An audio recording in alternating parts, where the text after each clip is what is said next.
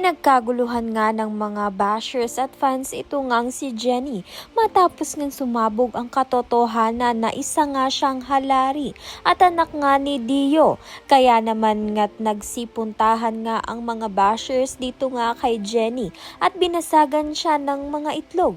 Mabuti na nga lang ay may rumescue nga sa kanya at hindi nga itong si Nate kundi nga itong si JC.